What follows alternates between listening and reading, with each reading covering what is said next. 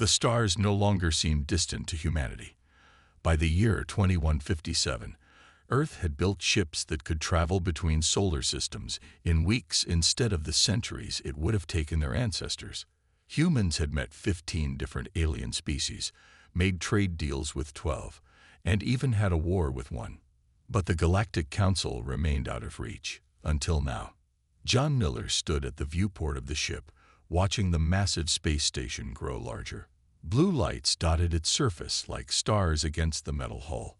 At 53 years old, with gray streaks in his brown hair, Miller had served as a soldier before becoming a diplomat. His experiences made him Earth's best choice to represent humanity.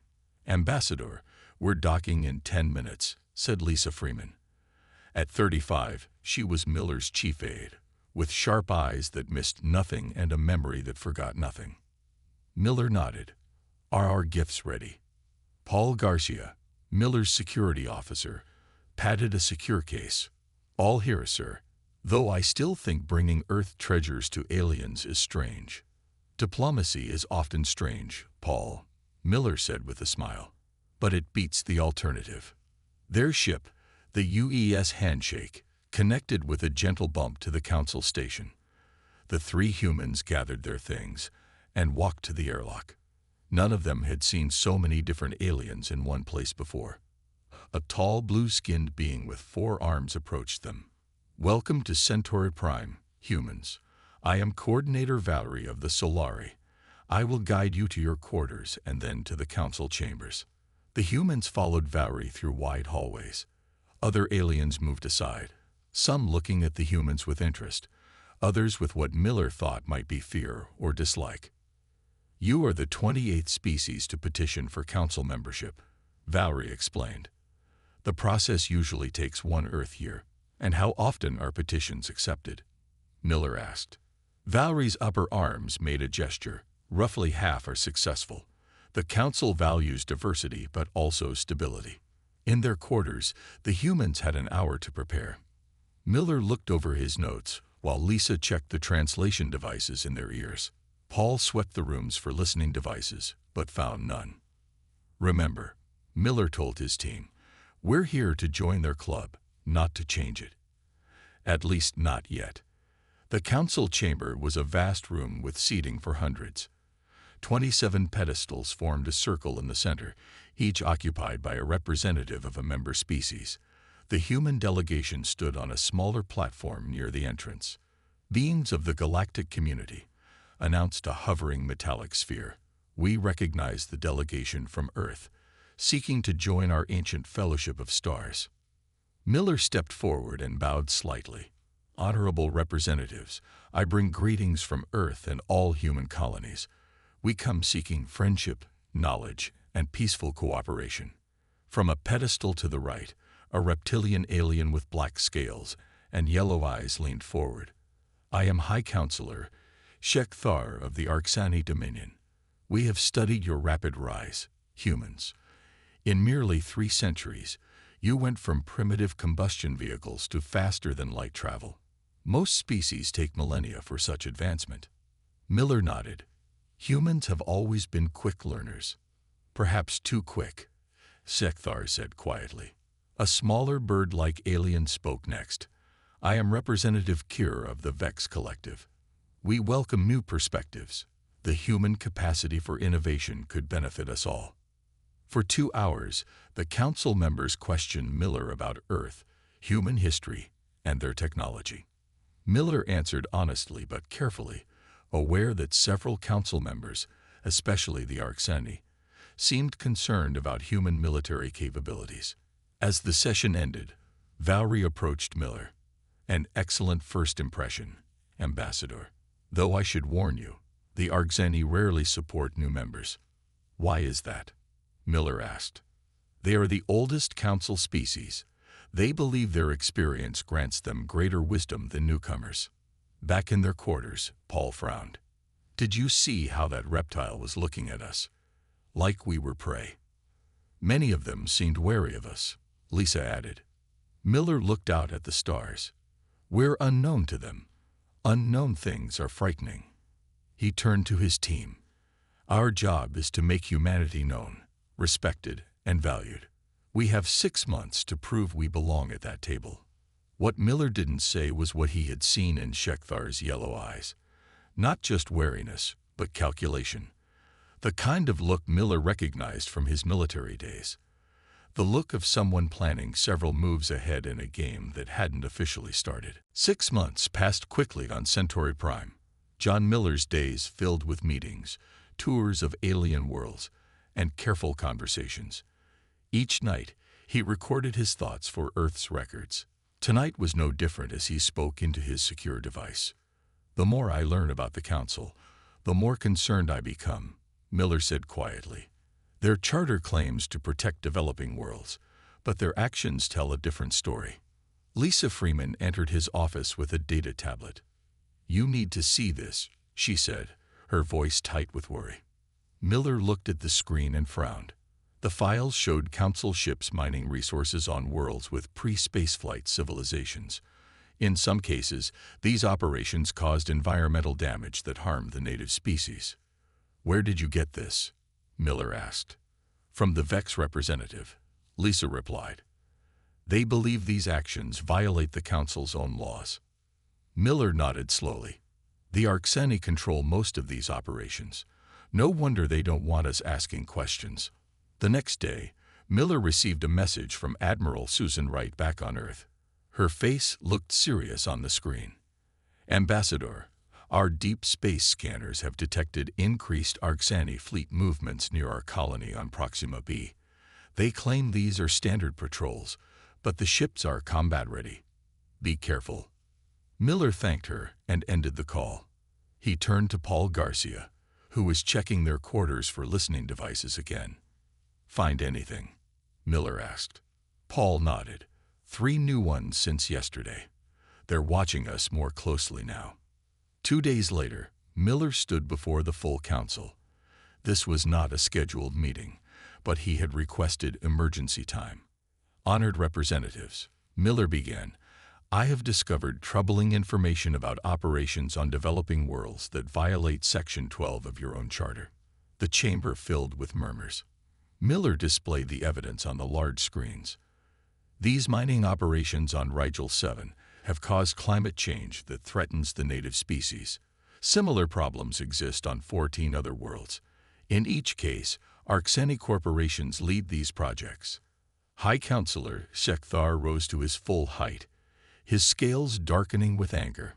"How dare you accuse us? You are guests here, not judges."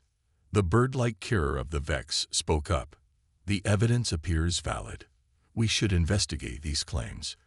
"I agree," said Vari of the Solari. "If our charter is being violated, we must correct this." For 3 hours, the council debated. Miller watched as members took sides. 11 supported investigation. 9 sided with the Arxeni. 7 remained neutral. When Miller returned to the human quarters, Lisa was waiting with new information. "The Arxeni are sending messages to all their military bases. They seem worried." "They should be," Miller said. "We've just shown half the council that their oldest member breaks their own rules." That night, Miller met secretly with representatives from the Solari and Vex. They gathered in a quiet garden area where scanning was difficult. "Your courage is impressive, Ambassador Miller," said Vari. "The Arxeni have controlled the council for too long." Kir nodded, his feathers ruffling. "But be warned, they will strike back. They always do." "We're prepared," Miller assured them. "Earth doesn't want conflict, but we won't be bullied either." Unknown to the 3 allies, a small drone recorded their meeting from the shadows. In his private chambers, Shekthar watched the recording, his clawed hand tightening around a ceremonial dagger. "The human has become a problem," he told his advisors. "He has found allies too quickly." An Arxeni general bowed. "Our fleet near the human colony is ready. We await your command." Shekthar shook his head. "Not yet. A direct attack would turn the council against us. We need the humans to appear as the aggressors." "What do you suggest, High Counselor?"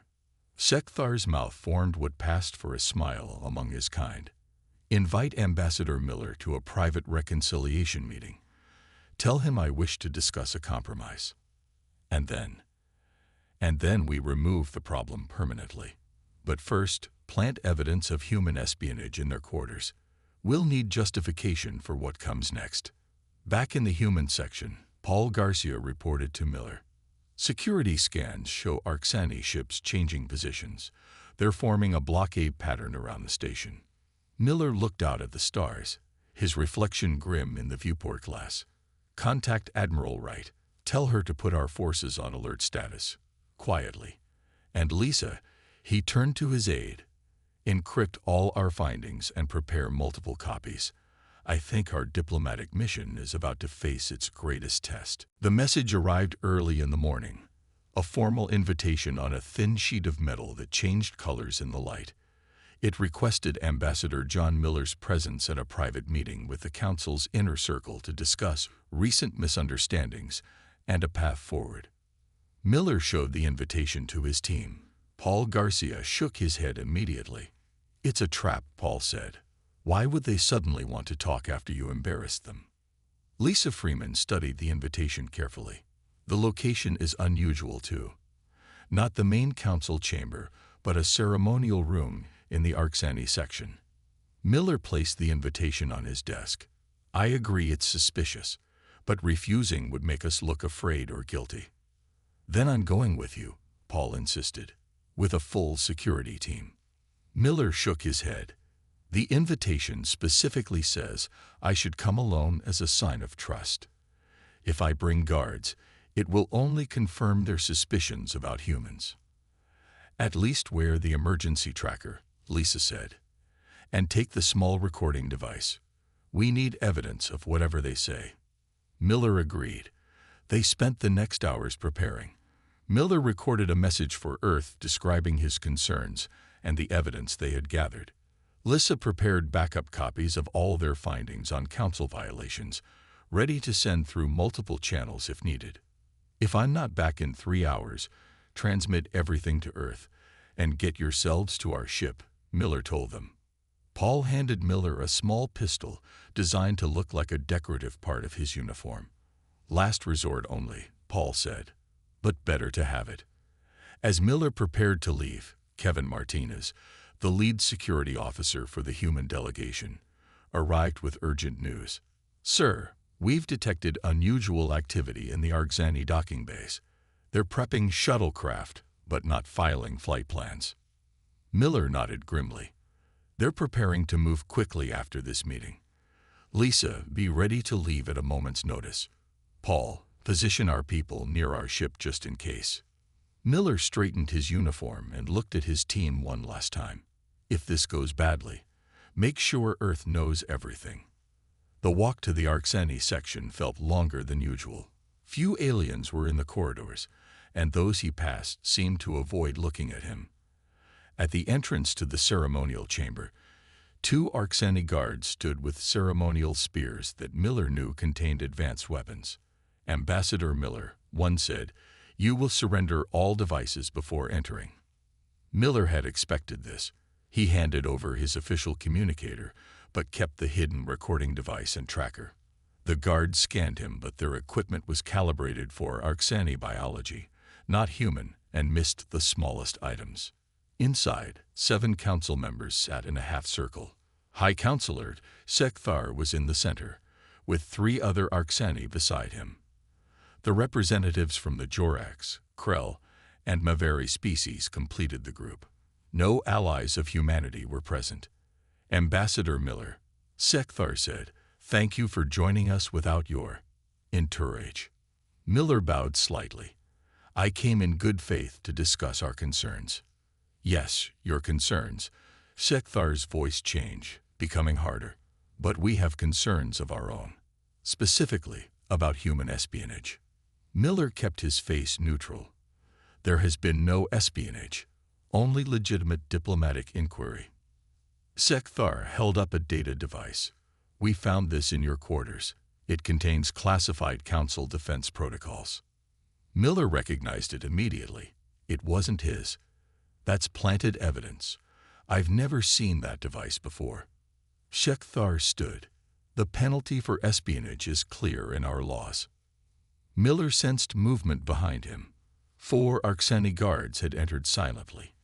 Before he could reach for his hidden weapon, they seized him, their strong reptilian hands gripping his arms. "This is a violation of diplomatic protocol," Miller said firmly. "I demand to speak with my delegation." "Your delegation will be dealt with separately," Shekthar said. "As for you, Ambassador Miller, you have been found guilty of espionage against the Galactic Council."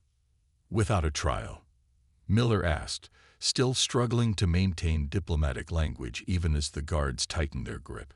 Shekthar's yellow eyes narrowed. "The evidence is clear.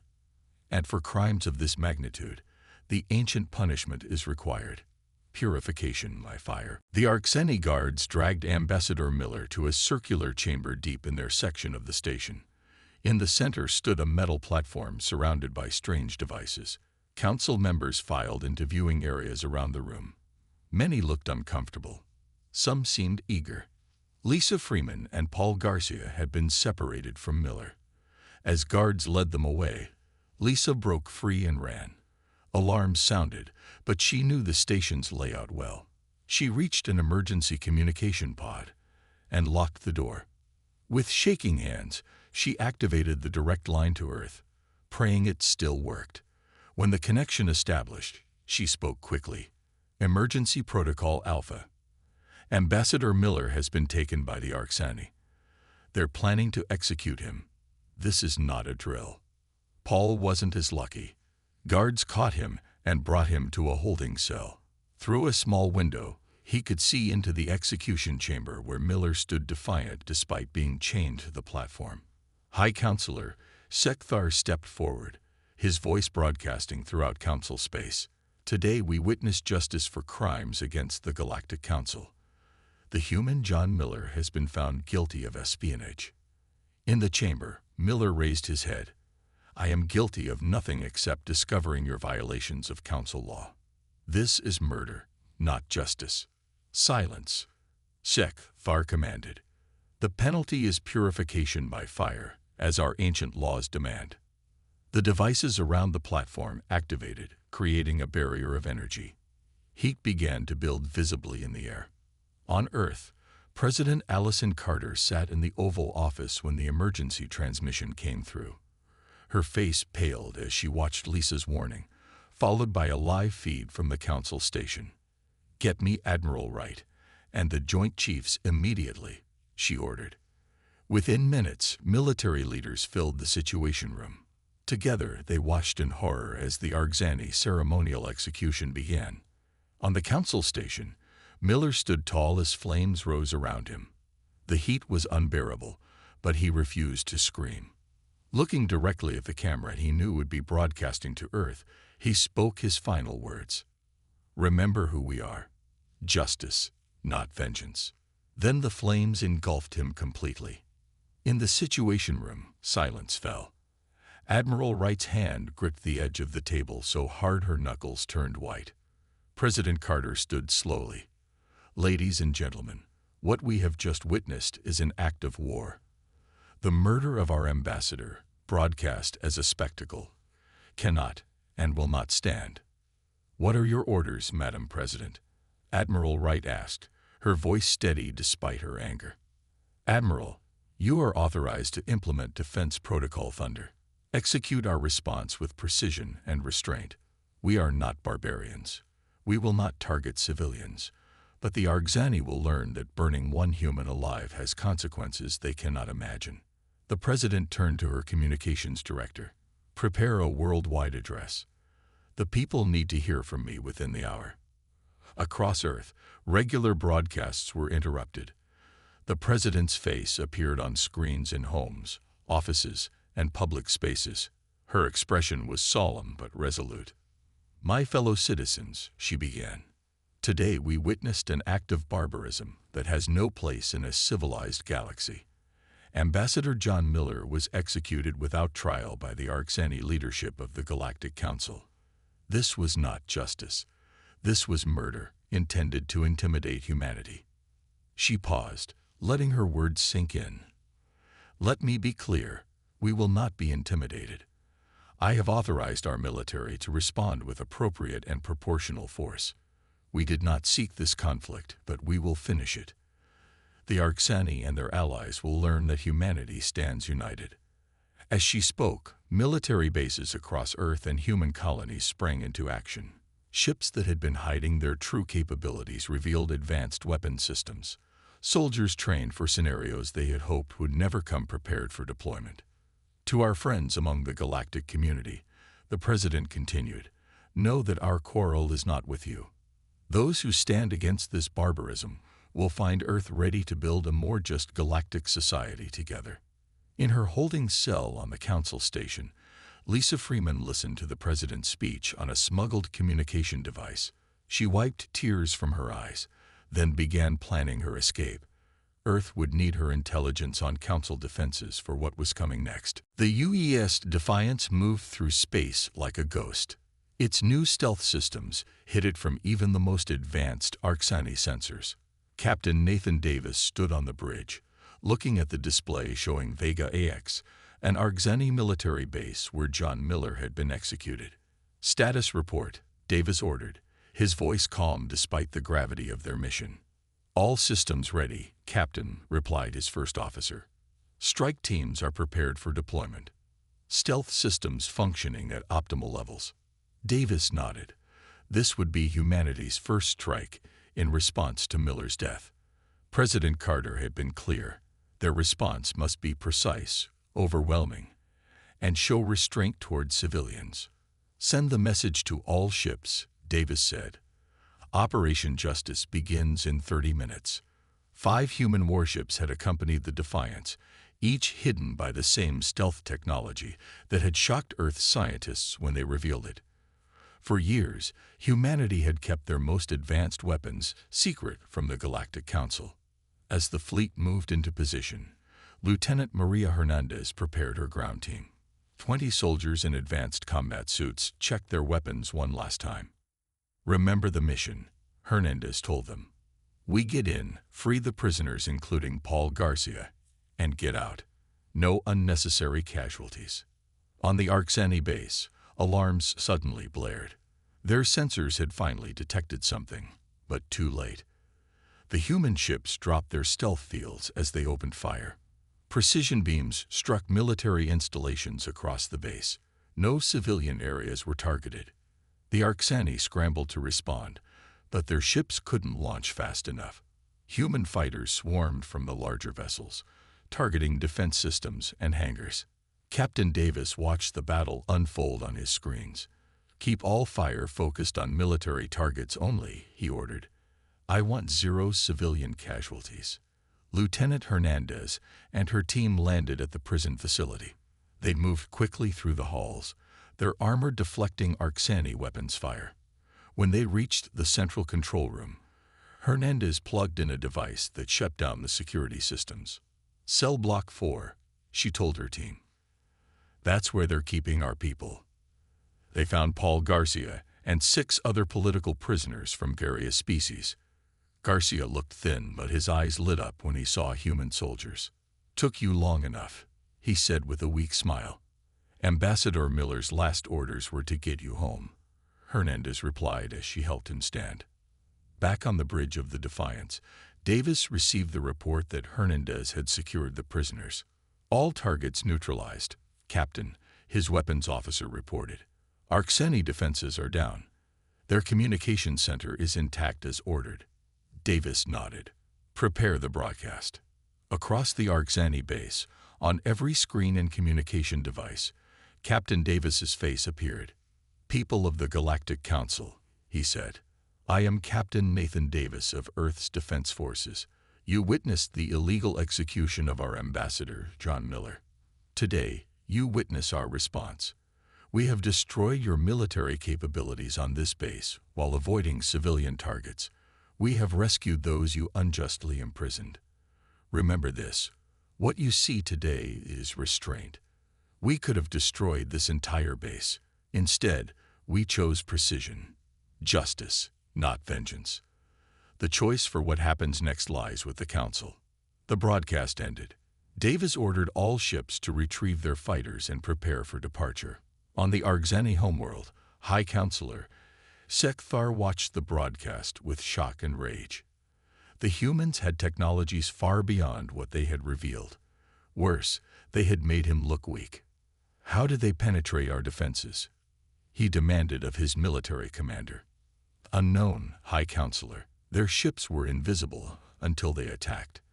Their weapons cut through our shields like they weren't there. In the council chambers, representatives from 27 species watched the same broadcast. The Solari representative, Valerie, turned to the others. The humans showed more restraint than many of us would have, she said. They have every right to declare full war after what was done to their ambassador. Instead, they chose a limited response. Limited? An Arxani representative hissed. They attacked a sovereign base. After you burned their ambassador alive, Kira of the Vex countered. The Solari delegation formally moves to condemn the Arxani actions against Ambassador Miller. As the council erupted into argument, the human fleet disappeared back into the darkness of space, their message delivered, their first strike complete. High Counselor Sekthar paced in his private chamber, his claws clicking against the stone floor. The human attack had humiliated him before the council. Now he would show them what real power looked like. Launch the attack on New Montana, he ordered. No restraint. I want that colony destroyed. The human colony of New Montana was home to 50,000 settlers. It sat on a fertile world with vast plains and mountains similar to Earth's western regions. Governor William Parker was reviewing farm production reports when the alarm sounded. Arxani ships entering the system, his aide reported. Many ships, military class. Parker activated the emergency broadcast system. Attention all citizens. This is not a drill. Proceed to emergency shelters and evacuation points immediately. In orbit above the planet, Commander Olivia Johnson commanded the colony's small defense force. Just 3 patrol ships and a defensive platform. We can't stop them, she told her crew. But we can buy time for the evacuation. All ships, defensive formation Delta. The Arxani ships entered orbit, nearly 30 warships against the small human defense force. Their weapons fire lit up space as they attacked. Commander Johnson's ship took heavy damage but continued fighting. Hold position, she ordered. Every minute we give the colonists counts. On the surface, Governor Parker directed the evacuation. Get everyone to the underground bunkers or the transport ships, he told his staff. Priority to children and medical patients. Transport ships filled with colonists began taking off, escaping from the far side of the planet, while Commander Johnson's forces distracted the Arxani. But the enemy ships were too many. They broke through the defensive line and launched landing craft. As the ground battle began, the Arxani revealed their true cruelty. They released biological weapons, clouds of green gas that killed anyone who breathed them. Thousands of colonists who couldn't reach shelter died in minutes. Commander Johnson watched in horror from her damaged ship. They're using banned bioweapons. Get this footage to Earth immediately. The battle for New Montana lasted 6 hours. By the end, 35,000 colonists had evacuated or reached the deep bunkers. 15,000 were dead, most from the biological weapons. Commander Johnson's ship was destroyed, but she and some of her crew escaped in lifeboats. When Admiral Susan Wright received the news and footage from New Montana, her face showed no emotion. But her voice was ice cold as she addressed her command staff. The Arxani have chosen escalation, she said. They targeted civilians with banned weapons. Now we implement Operation Grim Resolve. Across human space, hidden military bases activated. Ships that had been disguised as cargo vessels or mining platforms revealed their true nature. Within hours, 87 human warships gathered at predetermined coordinates. Admiral Wright addressed the fleet from her flagship, the UES Determination. The Arxani believe we showed restraint because of weakness. They will learn that our restraint was a choice, not a necessity. The human fleet split into 3 battle groups, each targeting a sector of Arcsani space. They moved with perfect coordination thanks to quantum communication technology the Council didn't know humans possessed. On the Solari homeworld, Ambassador Valerie called an emergency meeting with 4 other Council species. We can no longer stand with the Council while the Arcsani commit such atrocities, she told them. The humans showed restraint. The Arcsani showed none. The representatives of the Vex, Darabi, Eltrin, and Harmonious Commune all nodded in agreement. Then it is decided, Valerie said. Our 5 species formally withdraw from the Galactic Council in protest. As the human fleet approached Arcsani space, Admiral Wright reviewed the battle plans one final time. Unlike Captain Davis's precision strike, this would be a full military campaign targeting every Arcsani military installation across 3 sectors. The Arcsani wanted war, she told her officers. Now they have it. But we fight with honor, even when our enemies do not. Military targets only. No biological weapons. No attacks on civilian populations. We are not them. The fleet entered Arcsani space, weapons charge, on a mission of justice that would change the balance of power in the galaxy forever. The war expanded quickly. 3 Council species, the Jorax, Krell, and Mavari, officially allied with the Arcsani against humanity. They believed that humans were too dangerous to allow in galactic society. The other Council members remained neutral, watching carefully to see which side would win. Admiral Wright stood on the bridge of the UES Determination, studying the battle maps. Human forces had won 17 major battles in 2 weeks. The Arcsani and their allies had won only 3. Deploy the Lazarus Protocol, Wright ordered. Her second-in-command looked surprised. Admiral, are you sure? That technology has never been used in actual combat. Wright nodded firmly. The Arcsani are massing their reserves for a counterattack. We need to end this quickly before more lives are lost. The Lazarus Protocol was one of humanity's most closely guarded secrets. Automated drone swarms that could use materials from destroyed enemy ships to create more of themselves. Soon, thousands of small drones surrounded every human fleet, multiplying whenever they encountered enemy wreckage. On the Arcsani homeworld of Shektharian, panic spread through the government. Their military leaders had promised quick victory over the humans. Instead, they faced defeat after defeat. High Counselor Shekthar called his inner circle together. The humans must have been planning this war for years, he hissed. Their technology is too advanced. An aide entered the room, trembling with fear. High Counselor, human ships have been detected approaching our homeworld. Admiral Wright's flagship is leading them. Shekthar's scales paled. How many ships? 37, High Counselor, and thousands of those drone devices. For the first time in his long life, Shekthar felt true fear. Send a message to all remaining council members. Tell them the humans have gone mad with power and plan to destroy our entire civilization. Beg them for help. In the reformed council chambers, now missing 5 species who had withdrawn in protest, Lisa Freeman presented Earth's terms. She had been appointed acting ambassador after Miller's death. Earth demands the unconditional surrender of the Arcsani government, she stated calmly. All those responsible for Ambassador Miller's execution and the biological attack on New Montana must face trial for war crimes. The Arcsani military must disarm under international supervision. The remaining council members looked at each other nervously. None spoke in defense of the Arcsani. The Arcsani brought this upon themselves, said Kira of the Vex. First they murdered your ambassador in a barbaric display. Then they used banned weapons on your civilians.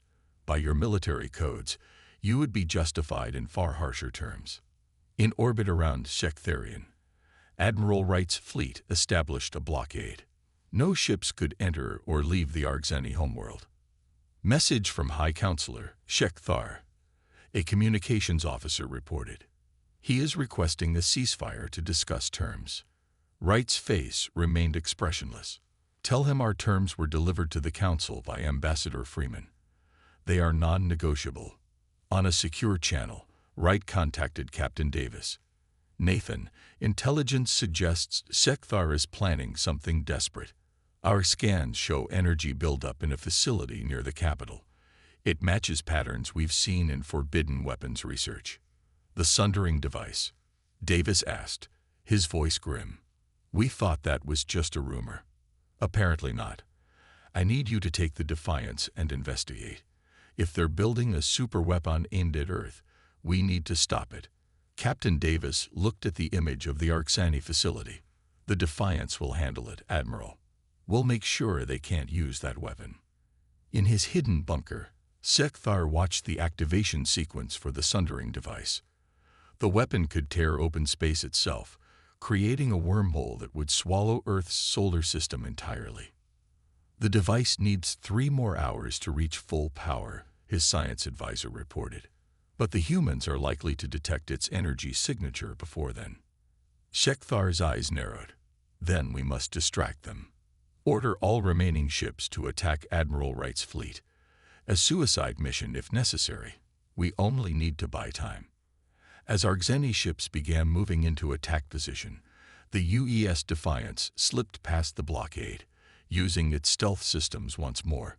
Captain Davis knew his mission might be a one-way trip, but the lives of everyone on Earth depended on stopping the sundering device before it could be activated. Captain Davis led his team through the underground facility where the sundering device hummed with growing power. Every step brought them closer to the weapon that could destroy Earth. 2 minutes until we reached the main chamber, Lieutenant Hernandez whispered. Her team of 12 moved silently, their advanced armor making them nearly invisible to Arksani sensors. In orbit, Admiral Wright's fleet engaged the remaining Arksani ships. It was clearly a desperate attack, almost suicidal. They're trying to distract us, Wright realized. Davis must be close to their weapon. Inside the facility, Davis and his team reached the massive chamber housing the sundering device. It was a towering machine with a pulsing core of energy that bent light around it. Charges set at key points will destroy it, Davis ordered. Work fast. As his team placed explosives, a door slid open. High Counselor Sekthar entered with 20 elite guards. Humans, he hissed, always interfering. This device would have given us final victory. Davis stepped forward.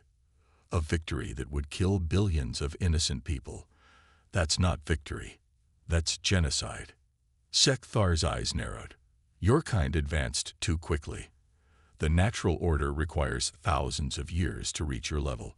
You are a threat to all established species. We only wanted peace, Davis replied. You chose war when you burned our ambassador alive. Fighting erupted in the chamber. Human soldiers against Arksani guards. The explosives were set, but they needed time to escape before detonation. Lieutenant Hernandez, Davis called. Get the team out. I'll hold them here. Captain, we can't leave you, she protested. That's an order, Davis said firmly. Someone has to make sure this weapon never activates. As Hernandez led the team out, Davis accessed the ship's communication system. UES Defiance. This is Captain Davis. Execute Protocol Omega. On the Defiance, the first officer received the message with shock. Protocol Omega meant the captain was sacrificing himself and needed the ship to assist. Position the Defiance directly over the facility, he ordered. Prepare to fire main cannon on the captain's signal. In the weapon chamber, Davis fought against the Arksani guards. Sekthar tried to reach the device controls, desperate to activate it early. Your sacrifice is pointless, human, Sekthar shouted. Even if you destroy this device, we will build another. Davis smiled grimly. There won't be a next time. He activated his emergency beacon. Now, Defiance. The UES Defiance fired its main cannon, punching through the planet's crust to the underground facility. At the same time, Davis triggered the explosives. The sundering device's energy turned inward, consuming itself, Sekthar, and the chamber in a controlled implosion. The Defiance, caught in the energy backwash, broke apart as its brave crew evacuated in escape pods. 1 week later, Lieutenant Hernandez led a special operations team into the Arxani capital. They captured the remaining leadership who had gone into hiding after Shekthar's death. On Earth, President Allison Carter addressed the newly formed Interstellar Cooperative, which replaced the disbanded Galactic Council. Representatives from 32 species attended, including former council members and newly invited races. "From tragedy, we have forged a new beginning," Carter said. "The old council failed when it abandoned justice for power. This cooperative will be different." The trial of Arxani war criminals began the following week, with dozens of species providing evidence of centuries of manipulation and rule-breaking. The verdict was never in doubt. Lisa Freeman, now confirmed as Earth's permanent ambassador, oversaw the construction of a memorial to John Miller. It stood in the center of the new cooperative headquarters, built where the old council chamber had been. "We will be remembered not for our vengeance, but for our justice," Freeman said during the memorial's dedication. "Ambassador Miller died seeking peace. We honor him by building the peace he sought." The last stone of the memorial was set in place by Paul Garcia, who had survived his captivity. He placed Miller's recovered diplomatic insignia at the base of the statue. "He told us to remember who we are," Garcia said quietly. And we did. As representatives of 50 species stood in solemn respect, the memorial was illuminated. Light caught the inscription at its base. "Humanity came seeking friendship. We remain offering justice. Let this be the foundation of lasting peace." In the night sky above, the stars no longer seemed distant or threatening. They were now the map of a new and better future, written in part by humanity's resolve and guided by a single diplomat's sacrifice.